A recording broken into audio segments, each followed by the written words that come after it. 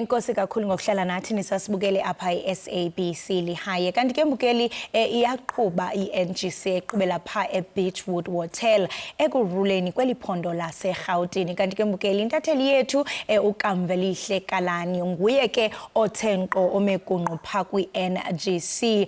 Kamva masikubulise sikwamkele siyaqonda into kubana namhlanje lusuku lwesibini khasixelela into kubana ithini mhlawumbe iprogram yanamhlanje kananjalo ndiyafuna into bana ndiphose intambo kuwe kuba kaloku lukhona udwendwe onalo. Ndisibusele kuwe ke Kholosa, ndibulise kuwe, ndibulise nakombukeli we-SABC lihaye. Unyanisile sukusuku lesibini le-ANC National Government Council. Ukanti ke okona kwenzekayo apha ke mhlawumbe ifuna umbukeli khange azibonele izolo. Eyona nto yenzeka i-ANC apha kuyanyanzeleka ukuba iziphonononge, izigoca-goce, izikhangele, ijonge iziphene zayo njengombutho ophethe ilizwe loMzantsi Afrika. Simbonile ke izolo Kholosa umongameli ephicothe thetha mhlebe senza intetho yakhe ekhankanya imiba ebalulekileyo athe ke mhlawumbe ANC yazibona igaxeleke kuyo. Imiba ke equka urhwaphilizo, imiba equka ulwaphulo-mthetho, yimiba equka ukubanjwa ngobhongwane kurhulumente, which is state capture Kholosa.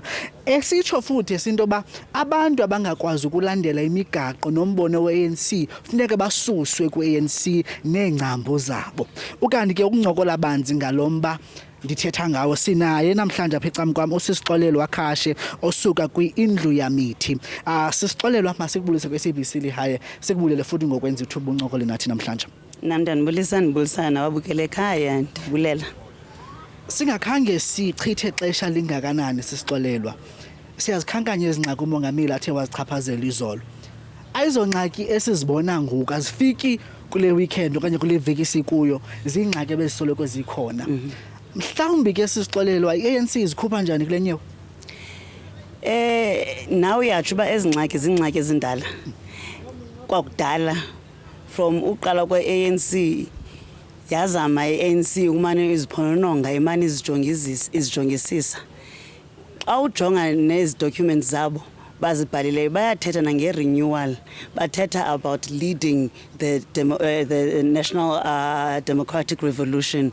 Kodwa ke ngoba banezi zingxaki especially as a corruption, nawe uyatsho uba zasikhona i-state capture bazama apho wakho iZondo Commission.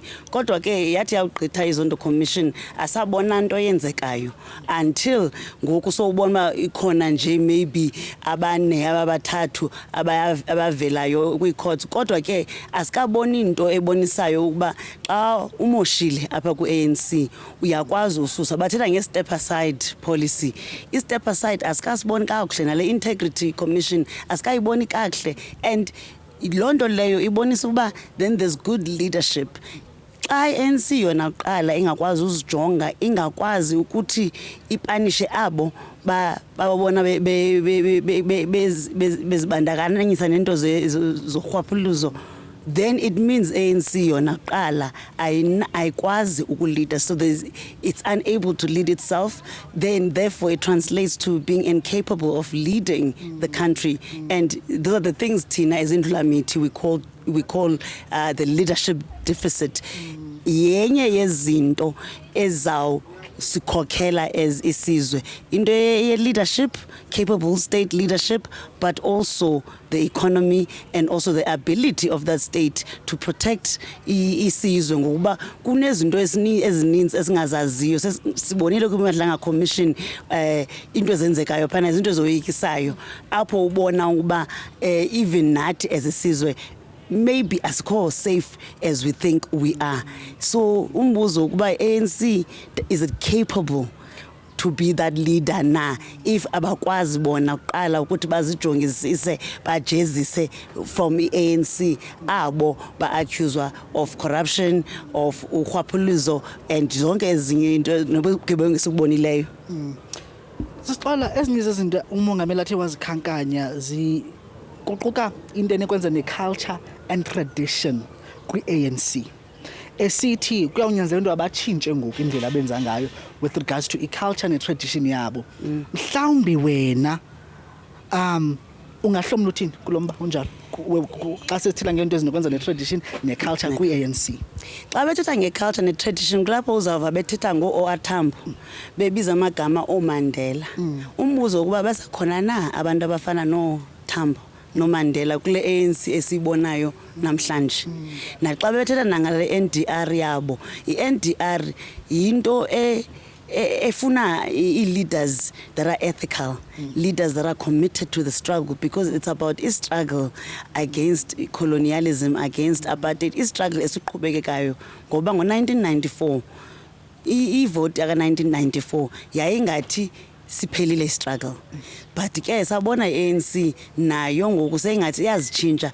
At the same time bezitshintsha nje bashiya emva isizwe enye indlela ngoku ubona uba even nale NDR seyisenzeka ngaphandle kwe-ANC, ayisenzeki ngaphakathi. Sibabonile office mass forces, sibonile all the youthful movements, sayibona civil society, there's a lot of activism where ngoku abantu sebetoyitoya against i-ANC. So ile nto ndiyitshoyo uba bangakwazi na uphinde babuyele to that status where banala tradition and heritage, a strong leadership, ethical leadership, because say 30 years ngoku, over 30 years bephethe, and kulo 30 years bajika basafana na abantu sibazi ngala 30 years ago.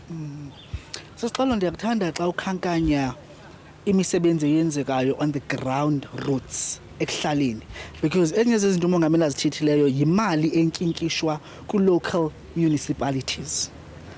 Ebala ke izinto ezinokwenza namanzi ukuba hayi kuyazanywa into babantu bafumane amanzi. Kodwa ke ndiyafuna ukuba ukhe undixelele ukuba mhlawumbi imali ku-local government municipalities ingabaleka kangakanani na, okanye umsebenzi kwi-local government municipalities kungabaleka kangakanani ekubeni i-ANC iphinde izivuse. Loo nto leyo iyafuneka baqale ANC bajongisise ukuba mabenza le cadre deployment kuqashwa ubani kwabamasipala. Sure. Ngoba xa ujongile ujonga uba sekujongwe ku-comrade uba apha kwezi conference yabona even namhlanje bayatsho uba it's not about leadership but there's a lot of lobbying. Siyi-dress rehearsal for 2027 seyiqalile ucampaign kwalapha phakathi. Kodwa ke uzawubona uba xa ucampaign for umntu othile ufuneka lo mntu loyo akubeke endaweni ethile xa sesibuyela ke ngoku kuthiwe ke ngoku kuyaphathwa isizwe. Kulapho ke ufumanisa uba akusajongwa ii-CVs uba abantu, do we have the correct accountants abozokwazi ukwenza sure uba iincwadi zoomasipali zihamba kakuhle na, imali isetyenziswa kakuhle na, is the proper accounting. Njalo nje every year in year out sibona ii-report ze-Auditor General zisibonisa into ezenzeka at municipal level ukuba akho even basic accounting.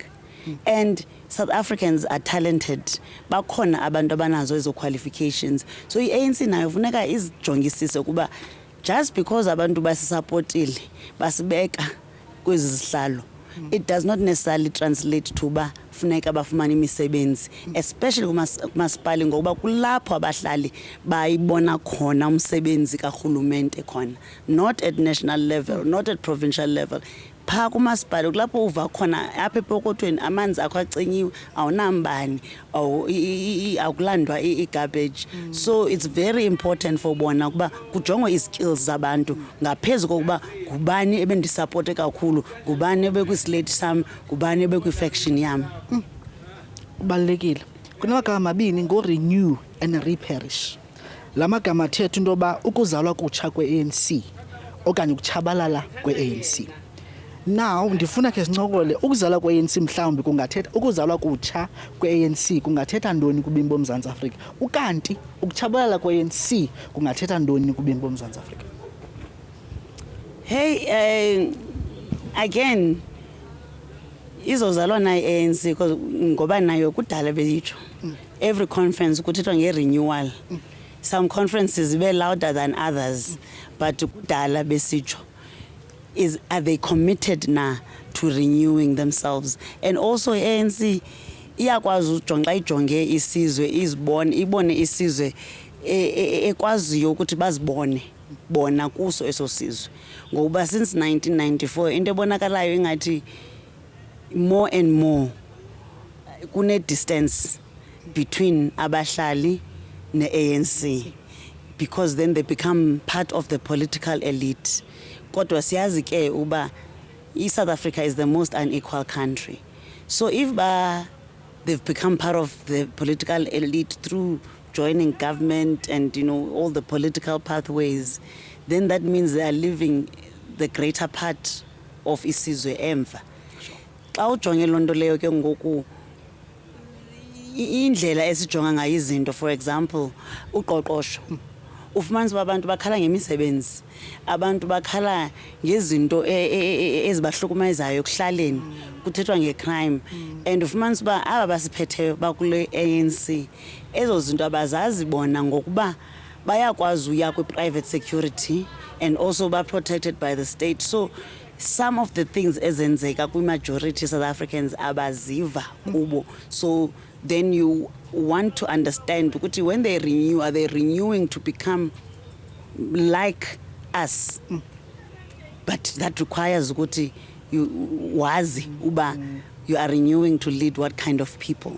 And so far xa uva intetho yabo ingathi abasazi kakuhle. Uyangicinga because now as uthetha sisi ndiyacinga into yoba are they renewing to be for us or to be against us? Because there could also be that. Because for some reason I'm sure abantu base-South Africa do feel like the ANC is not for them. For example, izolo sibonile abasebenzi beqhankqalaza, abasebenzi be-ANC besitsho into yoba ababhatalwa kwayile ANC yabo. Kodwa ke ndifuna umbuzo wokugqibela ukuqukumbela. I-MDR is one of NDR ngezinye zezinto ezathethwa ngazo namhlanje. But xa benjonga ndabona uba iqulathi ANC ne-SACP. SACP ibisithi yona ke ngoku iyazimela, especially like for the next elections. Ithini ke nge-NDR imephi?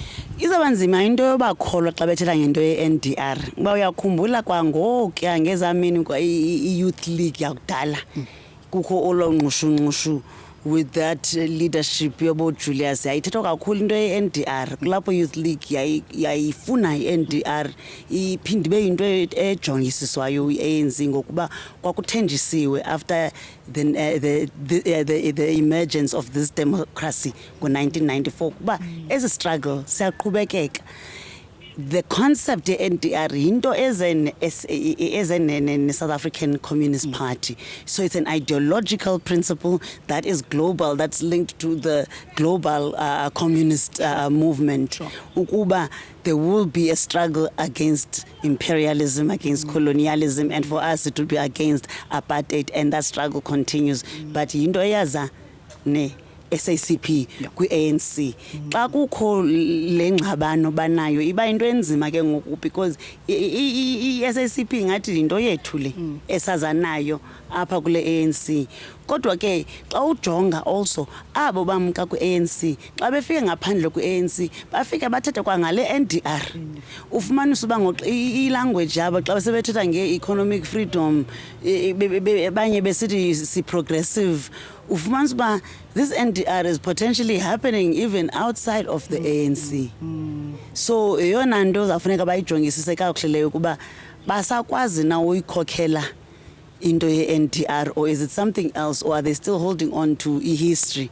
Izinto besoloko bezithetha but without understanding ukuba ngaphandle kwe-ANC ekuhlaleni izinto ziyatshintsha ngoba ubona ngoku even social movements who are doing that, that democratic revolution. There is something that's brewing, a noble revolution ngaphandle, but yenzeka ngaphandle kwe-ANC ngoba i-ANC bikayilibala kwale NDR. Bajonge ezinye izinto kodwa ke ngokubebonile uba u-2024 uze ne-result eyabahlisa ngaphansi ku-50%, babona uba it's one of the things ezakwenza uba abahlali bakhumbule uba kwakho i-ANC ayinje. Kodwa ke maybe ke it's too late for that. Asazi sawubona. Xolelwa masikubulele sithi siyabulela kakhulu ngokuncokola nathi ku-SABC High. Nam ndiyabulela. Masiphinde siphose kuwe ke Kholosa ezintambo kanti sawumane siqhubeka ke sijonga ukuba kwenzeka ntoni na ngaphakathi apha kule ANC National Government Council. Sitsho nayo uxolelwe sithi bana sizawubona ke ukuba kule NDR because sithe xa besijonga iprogram sabona into yoba i-NDR is part of okanye ngenye yezinto ekuzawuthethwa phantsi kwazo namhlanje. Again Kholosa ndizawuphinda ndithi bana sithe xa besijonga sabona uba kule NDR sibona i-ANC ANC ne SACP, and SACP bithi yathi bona bayazimela. So siyafuna uqonda into bamhlawumbe kuzawuthethwa kube kubhekiswa entweni nina. Maniphinde siphose kuwe ke Kholos Ntambo ngalomzuzu.